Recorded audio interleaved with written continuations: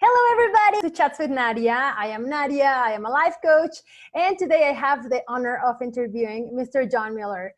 Mr. John Mueller is actually a spiritual coach that is focused on coaches and helping them become the best version of themselves and getting clients. So, John, welcome. How are you doing? I'm doing great. Thank you so much for having me here. It's so nice to have met you. We connected recently, and yeah, I just love what we're doing together so far. Yes, me too. I'm super excited and really excited also to get to know you and ask you just interesting questions throughout this interview. So my first question to you would be, what made you come into coaching and how did you get started with this whole thing? Okay, well, here's the thing is so I used to be a professional counselor, right? I don't have a license. I never got a license, but I did get certified as a counselor, as a substance abuse counselor. Then I became a Buddhist monk. And I became quite good at guiding meditations for myself, guiding meditations for others, teaching spiritual things from the perspective of Buddhism. And I just needed a way to offer these types of things to the world. And so I didn't know what else to do. So I just thought, well, coaching is one way. And at first I wasn't going to do coaching. At first I just wanted to create videos, like YouTube videos or things about me meditating on the beach and like sharing with people all the wisdom that I had. And I didn't call it coaching because it wasn't coaching, but I wanted to help people somehow like this. And eventually I realized that when you call it coaching, it just gives you more freedom for what you can do, and it's just more clear for people what you're offering. So I eventually started to call it coaching, mostly just because my audience wanted me to, but basically I just want to help people. Oh, that is amazing. And what made you go into like the whole spiritual thing? Because I know like sometimes we are born into a society that is a lot about consumism and materialism and stuff. And when, I don't know if maybe your parents were spiritual and they like sort of guided you through that, or was it something that you felt deep inside you, or how did it go for you? Good question. Yeah, so it wasn't my parents. My parents did me the great, we didn't, my parents are great.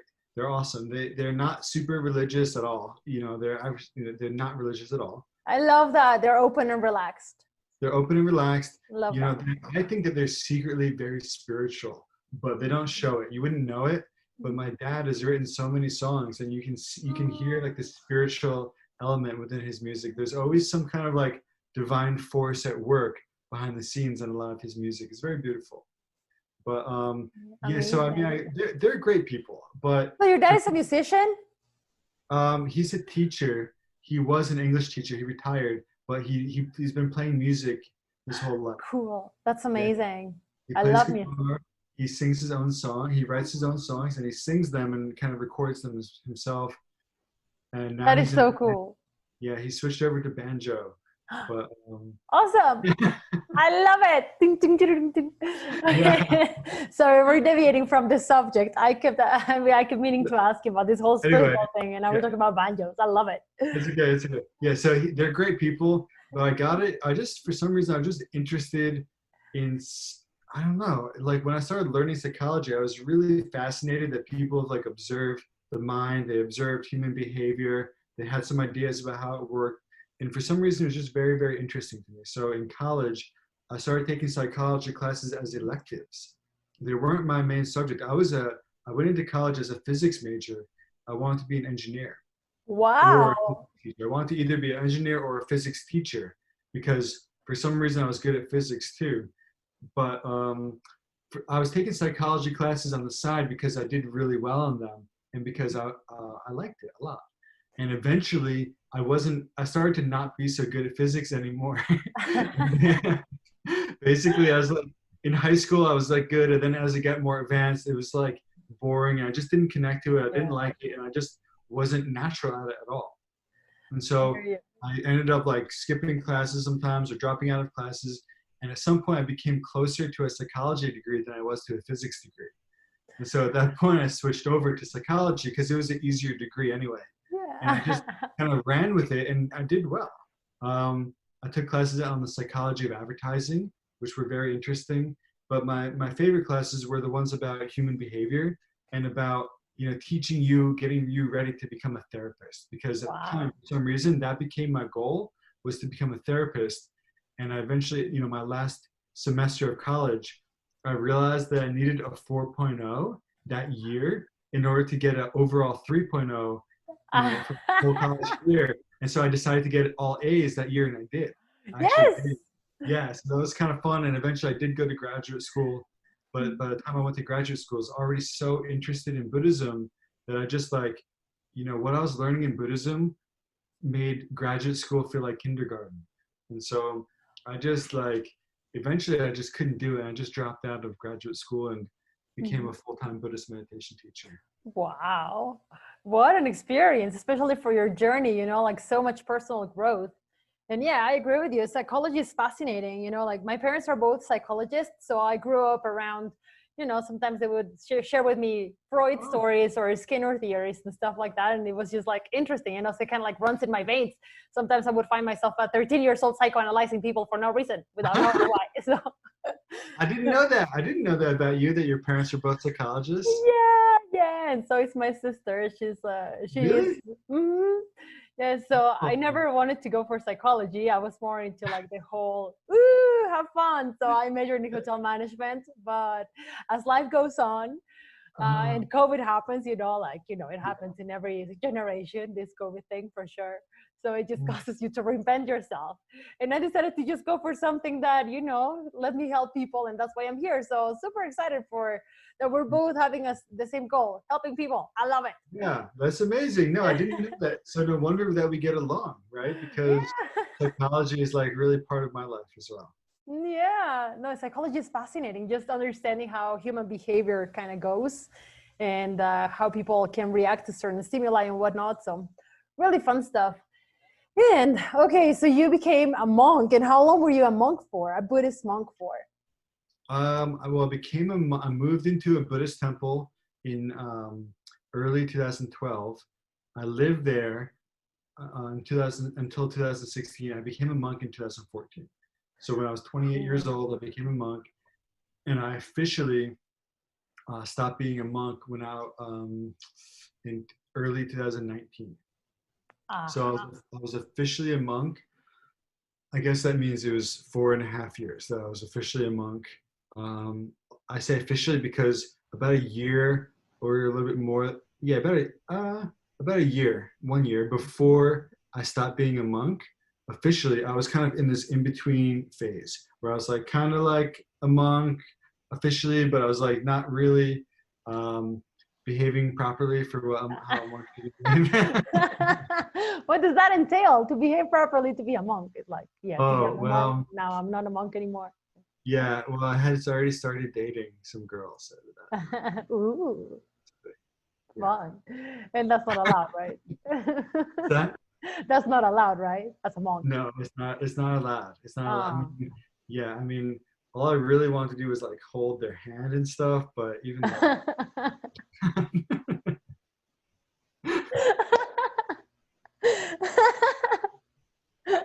Okay, so no more being a monk because you wanted to date someone. Fantastic. And then It's unfortunate that that was the reason. I really feel. I don't know. I don't know how I feel about that reason. It's not really that good of a reason, in my opinion. But it became. It was something that I was like wrestling with for a long time, and sometimes it wasn't there, and I was just so happy with what I was doing, and sometimes it would come back, and I was just like, man, I just you know, really wanted to do that. And so, it felt like it was inevitable. And then I like at some point I had to go with it. And so then at some point I just did. And I also wanted to create an online business. That was when I started to really get into marketing and stuff. And I started learning how to do that. And I started to really like marketing because marketing is just psychology too. absolutely, it's just applied psychology. If you Yeah. think about it, marketing is just understanding human behavior and just putting something in certain ways that people will feel attracted to it and then eventually feel like they need it in their lives. Ooh, spooky. Okay. And Yeah. well, I guess from there, I feel like you found the best of both worlds because you were so much in the spiritual world, like being a Buddhist monk and meditation and silence and all these amazing things that I probably don't even know half of what a Buddhist monk life is supposed to be. You can probably tell us a little bit more about that in a minute.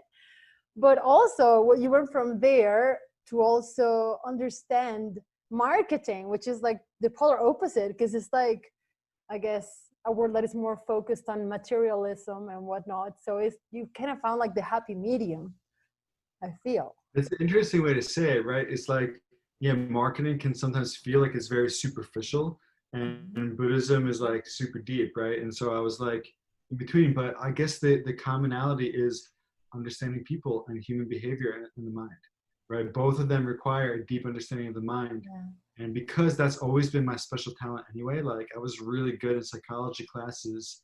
I was just innately good at that. Even I was just intuitive with psychology.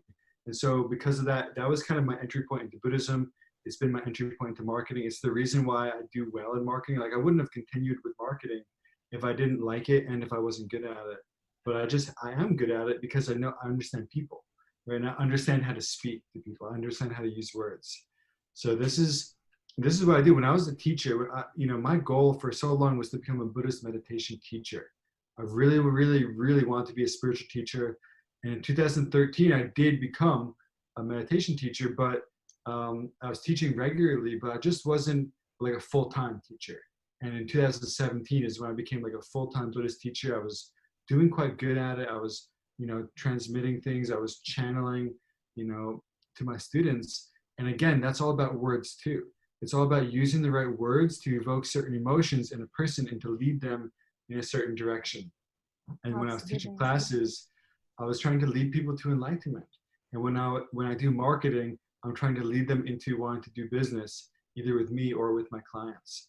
And so it's a very similar skill set that I became good at. And it's something I'm natural with anyway, but I do enjoy it. And I think it's interesting that you said I have the best of both worlds. Like being an online coach is really interesting. It's really interesting. I'm so happy that I've been making it work up until now. Like, I started having success with it for myself in 2019, but at the beginning of COVID, basically is when I kind of took off with it, even in a bigger way, and it's been great. It is amazing. It is amazing when you have a client that tells you, oh my gosh, that helped me so much, and it was amazing just to talk to you and get some guidance and clarity. And I think that's one of the best things that anybody can get from coaching, right? To just gain clarity, and just understand where it is that you're going and what is it that you really want out of this life. Oh, so deep. Yes. So, yeah, John, so you started your online business in 2019? I already had a marketing business. I started my own marketing business in 2018, and because I had a little obstacle with my coaching business. I wanted to be a spiritual coach or to somehow, give spiritual teachings online, but I had signed a non-compete contract with the meditation center that I was with, and even though when I went to go launch my own thing, I felt like I was doing something different than what I did with them. They thought it was too similar, and they would send me an email telling me to stop.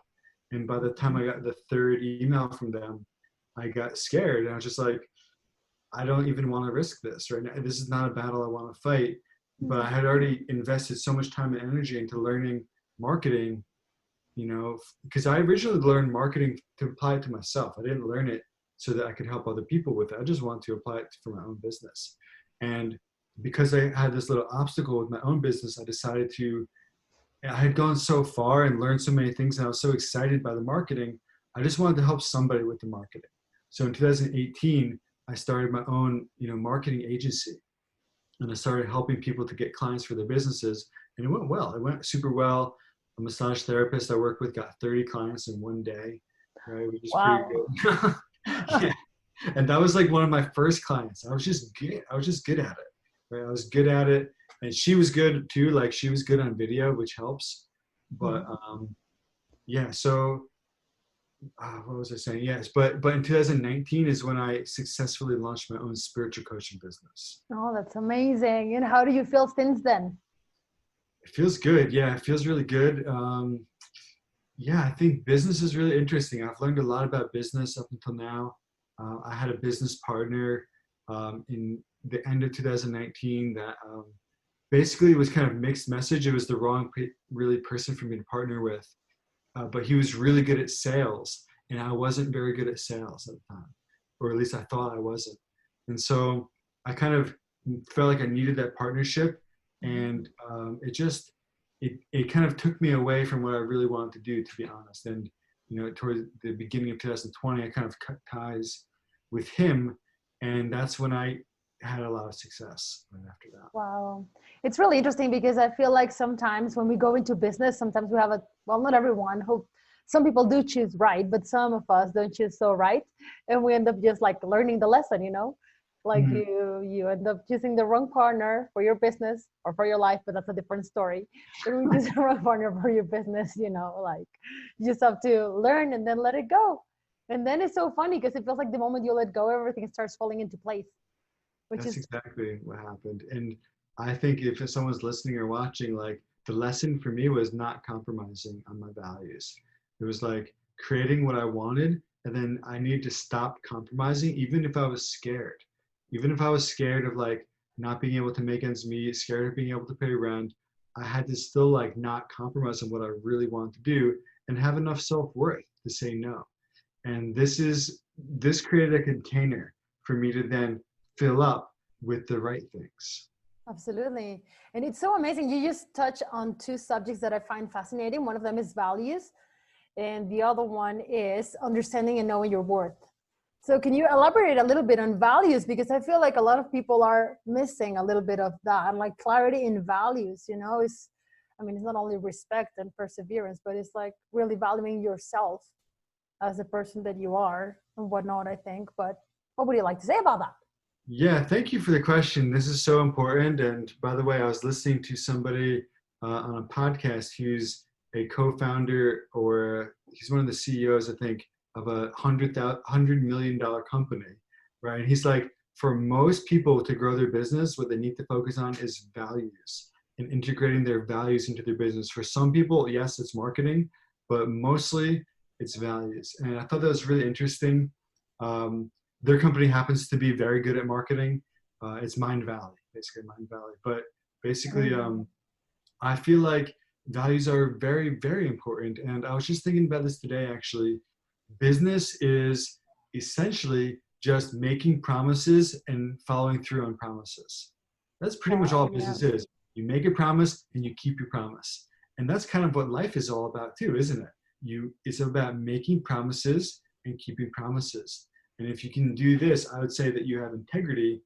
And I think like every value that you have is like a promise to yourself that you've made for something that you want to do, like things that you want to live by, right? Every value, like I do these things, I don't do these things. This is not okay. This is really where I should be. Like we have all these different values, and those are almost like promises to ourselves. And if we can keep those promises, we're going to have a great life.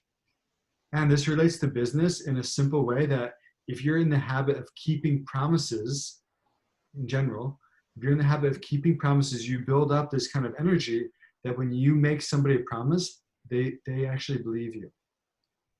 And that's what you need in order to be in business. You need, that's what sales is, right? Absolutely. Sales is making promises, And so I really love, I think it just, for business in particular, for anything, for spiritual life, it's the same. If you want success, you have to be able to make promises and keep promises to yourself, spiritual promises.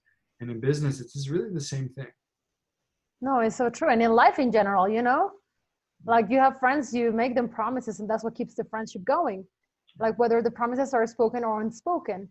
And also in relationships, boy, girl, or well, nowadays we know. I'm not going to get into that subject, but you know what I mean. You make promises, and why don't you want to get into that subject? Why don't you want to get into it? Oh well, now girl and girl or boy and boy, and all that. So they have to make promises to each other. But yeah, right. That's what makes it strong, isn't it? Exactly. That's that's exactly what makes it strong and keeps it going. The fact that they make promises and keep going. So, like you very well said, that was so wise. Life is about making promises and following through and keeping them. And, actually, you're going to be in business if people are able to trust you and believe that the promise that you are promising them. No, that sounds horrible. The promise that you're making to them. Yeah. The promise that you're making to them. Like you can follow through with it and you can actually deliver what you said you were going to do. Yeah. Yeah. And I think you asked before about self-worth. Self-worth. Yeah. So I think like if you think about these promises and these values, you can kind of think of them as being boundaries, right? It's an energetic boundary that you've made. And in my experience, the reason that we're able to keep strong boundaries is that we have self-worth, right? We actually need a high sense of self-worth to say no to the wrong things, to say yes to the right things. And if we're lacking some self-worth, even though we've made a decision to not do something, we might do it anyway due to lacking self-worth. So I think that one of the best things that we can do in life is just focus on our self-worth, create higher self-worth, learn to talk to ourselves. It's language. Learn to talk to ourselves in the right way. Absolutely. This can help our self-worth. Simple things can help our self-worth, right? Just keeping like your place clean and just eating well, like exercising, like simple things are going to give you momentum in self-worth. Absolutely. And being kind to yourself, right? Watching that inner dialogue. Because sometimes we can be like our worst enemies. Like we do something bad and we're like judging ourselves like, oh, what are you doing? Why do you do that? Like no need for that. Just understand you made a mistake because you're a human being and everyone goes through that. So it's okay. It's not a big deal, and just kind and lovingly just tell yourself, okay, that was maybe not the best decision, but it's okay. We'll push through it. We'll let go and we'll move on.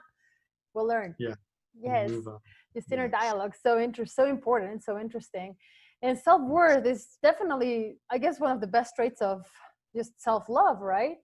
You love yourself, therefore you know that you're worth a lot. So very, very interesting. Yes, John. And I was going to ask you as well, like, do you miss the monastery? Well, I don't know if you call it like that. Do you miss the Buddhist temple? Do I miss it? Yeah. Sometimes I do. Yeah, it's really special. It was really special. I got to hang out with other Buddhist people. I got to wear robes. Robes are actually really kind of fun to wear, and you don't have to like plan out your robe because everything you do every day you wear the same thing. But they're very colorful, and they are beautiful. The robes are very beautiful. Yeah. Are they soft? They're I love soft. I like that. Yeah, they're soft. I really enjoyed having spiritual people around me, like a community of spiritual people. For me, that's one thing that fills me up so much, is having spiritual community. And since 2012 all the way till the end of 2017, I had a very, very strong spiritual community in my life. And starting in 2018, I started to drift away from my spiritual community. And now as a coach, I do get to do very meaningful work, and I have somewhat of a spiritual community, and I create a community for my clients, but I don't have like an ultra strong spiritual community like I used to. I understand that. Well, because I guess in the Buddhist temple, everybody's so aligned and so focused on their, I guess, inner self, higher self, inner being. I don't know. What do you call it? Because I've heard all these different terms. What do I call it? They're aligned with, I'd say, their spiritual guide. Their spiritual guide. Okay, that's they're aligned with in Buddhism we would say Buddha's mind, right? Buddha's mind and your mind should be aligned all the time. When you're aligned with something special, like some higher force, in Buddhism it's Buddha's mind, but lots of people probably call it different things. And when we're connected to this, we can channel beautiful things. And that was my main practice as a teacher, was just connecting to that, connecting to compassion for the people, remembering my experience of that topic, and then just channeling it. That's amazing. And do you have to have like some kind of preparation prior to do that, like meditation or like 3 days of silence before you can actually deliver that or something like that? Yeah, I mean, I did lots of meditation. I would always meditate before all my classes. That connection is real. I would do lots of prayers. I would practice staying in connection to my spiritual guide. And, I prepared for a long time. I did many, many years of retreat, many years of studying and practice. Nice. I love it. So nowadays, okay, so you left the life as a monk, but you still carry on with some practices for yourself. Do you also bring that to the table in your business as a coach? Oh, sure. Oh my God, yeah.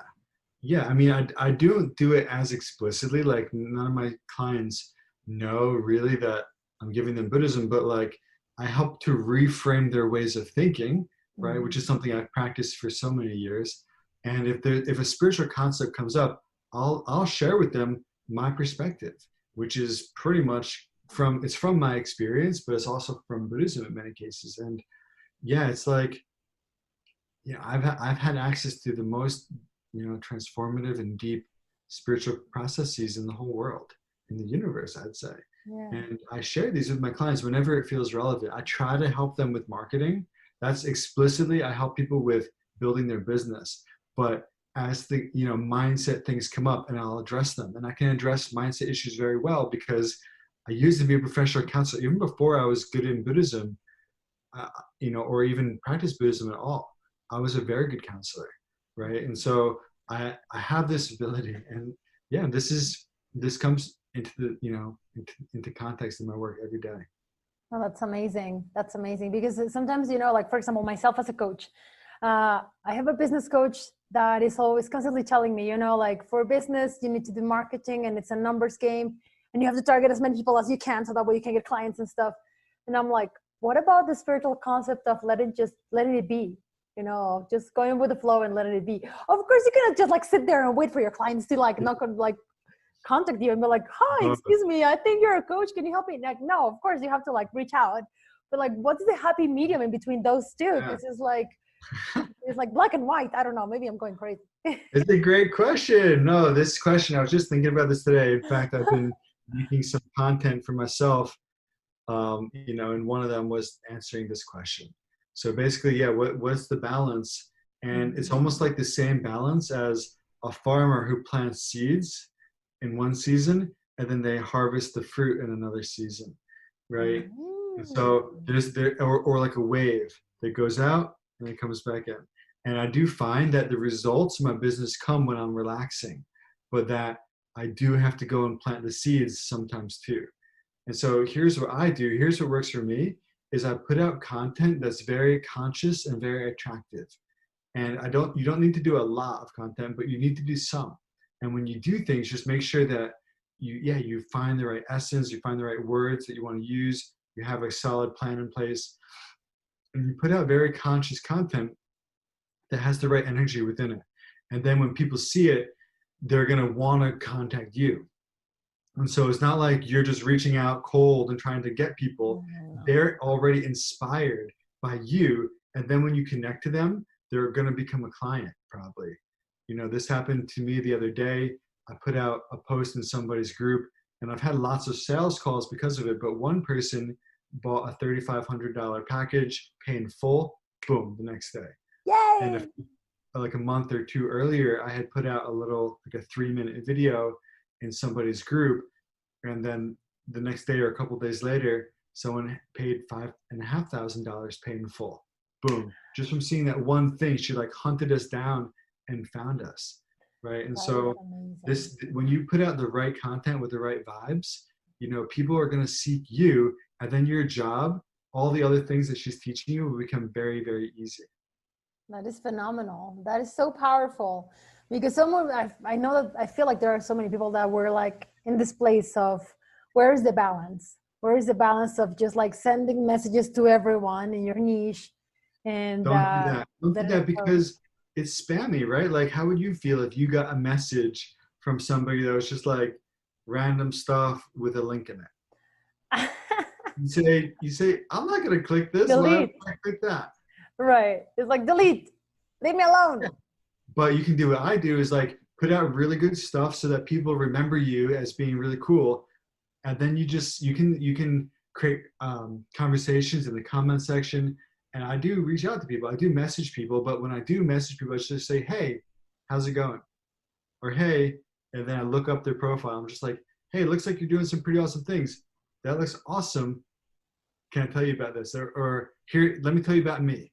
And then sometimes I'll even make a voice message to them. I'll take my phone and I'll make a voice note on Facebook Messenger, something like, and I just tell them who I am and what I do, and that's it.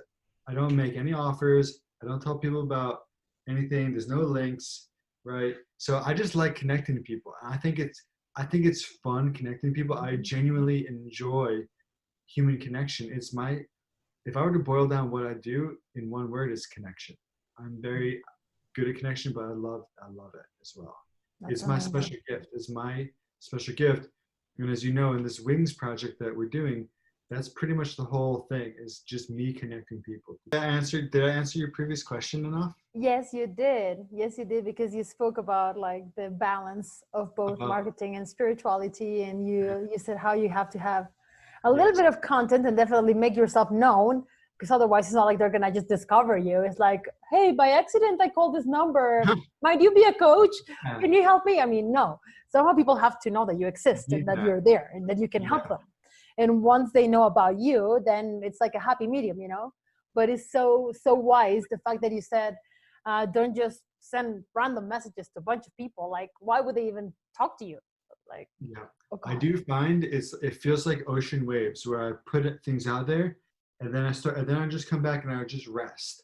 And when I rest is when I receive, the bounty of my work. When I'm relaxing, like, for example, a few months ago, I was on vacation, just relaxing. I wasn't even trying to work at all. Wow. And we had an $8,300 day, which at the Yeah. time was the best I had done. And Awesome. it was on a vacation day, right? And so, like, Awesome. I find that when I relax, better things happen, but I do put in the work in other times. And so I do recommend that people take plenty of time to rest, but also put yourself out there in conscious ways. 3, 2, 1.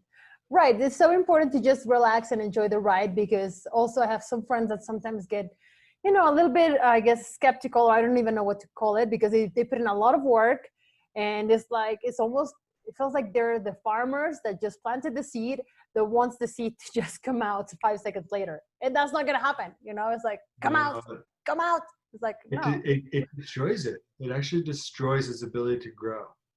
It's not good to do that. It's very anxious. It's very desperate. Yeah. It's not honoring the seed that you just put in, and it demonstrates having no faith. It demonstrates having no faith in the process. So true. Did you ever deal with something like that? Oh yeah. I mean, I dealt with that in my spiritual life. I would do meditations and stuff, and I just wanted to see results of my practice so quickly. But that's not how it works. It works by just happily doing your practice, and then over time it'll click later. That's And amazing. in business as well. I used to do that in business. I know how it feels to, like, put something out there and want a result right away. I just don't think that way anymore. Now I just make sure that my energy when I put things out there is correct.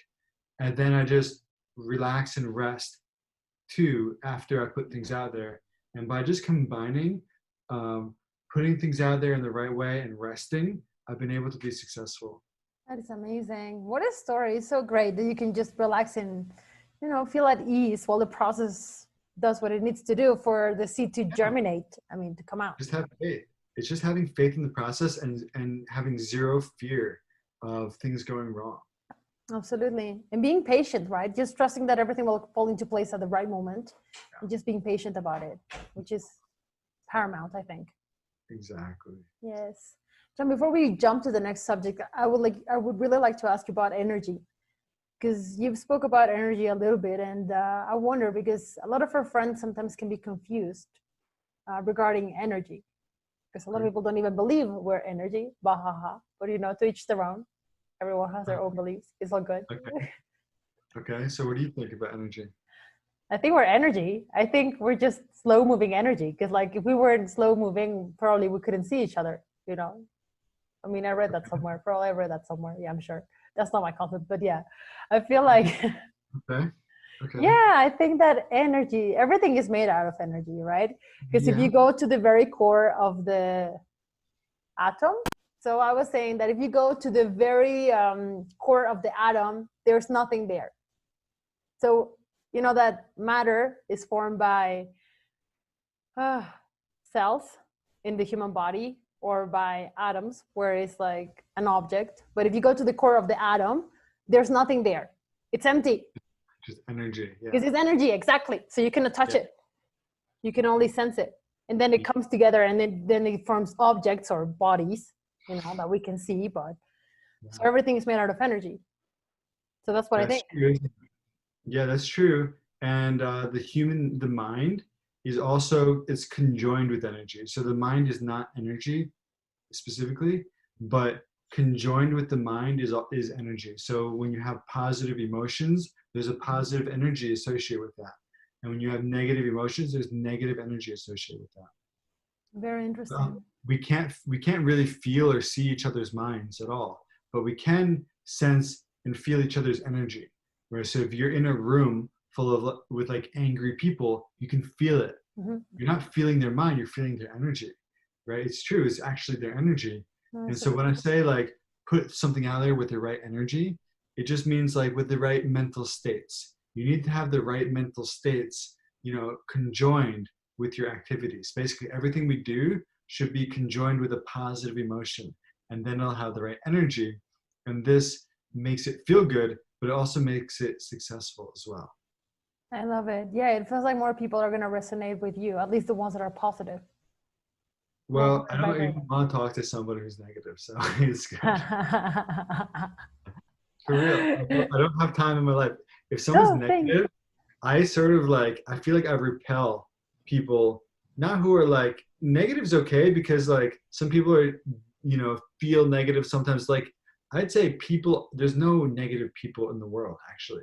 I think that sometimes a person feels negative, and that's okay. I can help people who feel negative. Mm-hmm. What I don't like is people who are like overly selfish.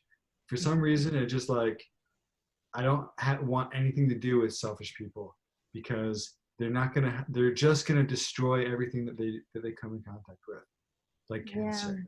Yeah. So. Yes, it's so true. It's so true. So just rather stay focused on the positive and focused on what really matters and put your energy into that. So there we go. Okay, switching subjects. I would like to ask you about Wings, your program. Tell us a little bit about it. Okay, so Wings is something that we're creating right now as we speak. At this moment, there's nothing for sale. As we're doing this right in this moment, there's nothing for sale in Wings. It's just right now. It's amazing people connecting with each other. For example, you, me. There's other spiritual people inside. There's other people who do business. There's people inside who coach with marketing, or they're executive coaches, or maybe they're just some aspect of spirituality coaching, right? And so I thought, why not bring everyone together? That way, like I want to be in contact with all these people because I want to grow spiritually, I want to grow personally, professionally, I want to grow in business. So instead of hiring 25 coaches, I can just bring everyone together in a room and we can all help each other. So that's amazing. That's part of Wings. That's only part of it, actually. The kind of like the coolest part is that each person is going to have their own class, right? So you'll have your own group that you do either once a week or once a month or twice a month. I'll have my own. I'll probably have several, just because I like to do this. And other people will have their own, right? And so we each have our own class, and then we market that kind of joint offer to maybe like more like the general public, anyone who wants to improve themselves personally or professionally. And now whoever joins gets access to everybody's class, which is amazing. And the contributors get to mastermind with each other as like the inner group, if that makes sense. So it's a really cool concept. It can go big. It's having very big positive energy already. The people who are involved are loving it so far, and I knew it was going to be really powerful. That's why I didn't charge any money for it at first, because I just wanted to demonstrate how powerful it was. Mm-hmm. Just so later on, I can explain why it's going to cost people money to participate, because it's just so ridiculously powerful right now. No, yes, it is. I had the honor and the privilege to be part of one of those masterminds, and I just learned so much. And I didn't even get to collaborate as much as I would have liked to, I still need to prepare myself more. But everything I learned from that session, it was so amazing. Like every single one of the people that intervened was so wise, and they came from a different perspective and angle with like so many different ways of doing and seeing and, performing at different things, different situations that life throws them. So it was really, really amazing. It's true, isn't it? There are so many different types of perspective. Mm-hmm. And that was what I loved about it. Like some people gave spiritual advice, some people gave mindset advice, some people gave business advice, several people were giving different types of business advice. And it's cool. It's a very heart-centered group. It's very, very amazing people. And eventually that's going to become the slogan of Wings, is connecting amazing people. I love that. I'm very much looking forward to that. And John, do you have an idea of when that group will be starting? Like actually open to the public and stuff? No, I don't. Well, it uh, will fall into let's place. It's see. all good. Uh, do I have an idea? I really don't. I'm gonna, maybe a month for now. Maybe Mhm. probably around the new year, it'll be ready. Yeah, Yeah, probably around the new year. I'm really, Yeah. really excited for more of that. Really, really excited. Well, yes, John. I guess we've been speaking for a little while, so I'm coming down to my last questions. First up, Okay. where can people find you? Where can people? What's your social media? Where do you Oh, live? No, I'm kidding. where do I Is live? your social Oh, media? I live in Sarasota, Florida, and Yeah, that's my, my phone number is not just kidding. Um, a so Facebook's a good place to find me. On Facebook, I'm called John Patrick Mueller. I have a group on Facebook called Leaders of Light, which is a free group. On Instagram, I'm called Good Heart Powered. So those are some places to find me. Yeah, I love Facebook. You can email me goodheartcoaching@gmail.com. Um, yeah, those are some things. I don't know wherever this is. Hopefully, you're able to put some links. Um, yeah. yeah, let's see my website. Yeah, there. What is it? The website. The website for Wings isn't ready yet, but it's going to be wings.coach. Cool. I love that. www.wings.coach. Yeah. Perfect. Wings up. There's also wingsmastermind.com. Okay. Wingsmastermind.com. They're probably going to both link to the same place at some point.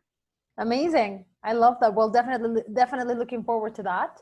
Thank And you. well, I have one last question for you. Let's fast forward in time, like many years into the future. And let's say that today is your last day before you expire. Oh, No, so sad. But what are three things that you would like to leave humanity with? oh, what a good question. Three things I'd love to leave humanity with. Yeah, the first thing that comes to mind is wings, creating wings as a huge project, as a huge success, a huge business. I think I could have global impact with this business. Um, so that's the first one is that. The second thing that comes to mind is having a program that's more intensive that helps people with the mindset side of growing their business or the mindset side of having success. This is really where my skill is mindset. And I help people with language too. That's my other thing. But like, I love helping people with mindset. So having a coaching program that I'm the coach in, where I'm just like making deep transformations. And I think the best thing about this is demonstrating how to coach. I want to lead people I want to help coaches become better coaches. And so I want to have a program that demonstrates this and that kind of teaches coaches to become better coaches because this is trainable and this is something I've spent a long time learning, and I think I could really impact a lot of people by demonstrating this, what a good coaching program looks like, and by actually educating people on how to do this. So that's the second thing. The third thing I'd say is maybe just my own spiritual practice, just completing my own spiritual practice, making huge progress in my own spiritual practice, and just having that presence, that spiritual presence that just heals people with my presence and where I'm just liberated and free. I would love Amazing. this. Yeah. Amazing. Some amazing goals for yourself. That's great. So, John, lastly, I just want to say thank you so much for coming this afternoon to chat to chat about spirituality and marketing and everything in between. It's been a pleasure and an honor to have you here. And muchas gracias. I'll be seeing you definitely Gracias. around. Yes. Yes. Okay. Oh, Yeah. Thank wow. you so much for having me. This is so great. Thank you. Thank you everyone who's watching this for giving me the opportunity to talk to you. Thank you, Nadia, for having me on. Thank you so much. Absolutely. Thank you. Thank you so much, John. And well, we'll be seeing you out and about. Yeah. Yeah, for sure. For sure. Perfect. Yeah, everyone who's part of the Wings project becomes a 50% affiliate partner, right? And so, you and everyone else can like promote this. And so if you're watching this and you're looking for a way to like, of course you want to attend Wings as a student, but maybe you even want to like make money by promoting it. So you can do this and you receive half of everything that people spend when they join through you. So that's a cool opportunity Perfect. for everyone watching. Yeah. Really phenomenal. Well, thank you for that opportunity as well. Really You're appreciate welcome. it. You're welcome. Okay. Have a great day. Have a great night. And you as well. You as well. Thank you. Gracias. All right, guys. So that was our little chat this afternoon with Mr. John Mueller. And my name is Nadia. Once again, if you guys want to get coaching sessions from either John or myself, please feel free to contact us. I'm going to leave all our information right below this video, or actually you'll see also our Instagram along the video. So yes, thank you so much for watching. We'll see you out and about. Adios, amigos.